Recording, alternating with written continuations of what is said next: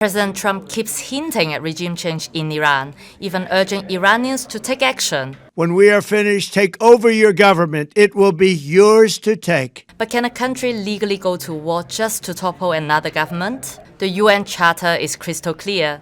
Countries cannot threaten or use force against another state's territorial integrity or political independence. So there is no such thing as an international law doctrine of unilateral regime change. But there are two situations where the use of force is allowed. One, under UN Security Council authorization, where all member countries on the Council agree. Under the United Nations Charter, under Chapter 7, the United Nations could embark on a collective security action to protect people. That's exactly what happened in the first Gulf War. After Iraq invaded Kuwait in 1990, the UN Security Council passed a resolution that gave member states the legal authority to use force to liberate Kuwait. And the second exception is self-defense, like the US did in Afghanistan in 2001 after the 9/11 attacks. President George W. Bush ordered the invasion of Afghanistan,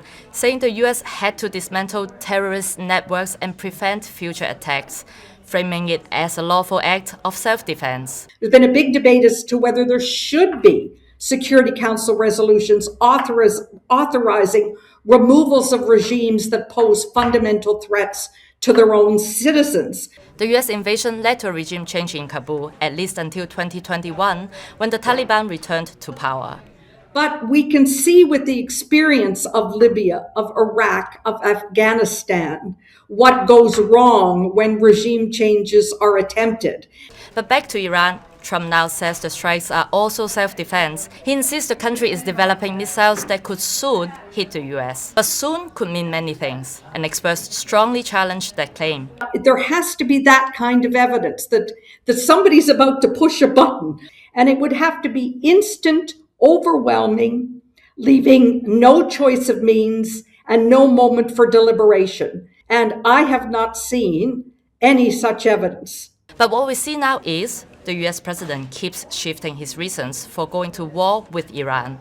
Earlier, he said the war was about destroying Iran's nuclear and missile programs, which Trump called an imminent threat to the US and its allies. And in January, Trump even threatened military action over Tehran's violent crackdown on protesters. Regime change isn't considered a valid reason to go to war, but Trump's shifting rationale all seem to point in the same direction. And the US choosing to go to war without a clear legal basis could mark a real turning point for the international order.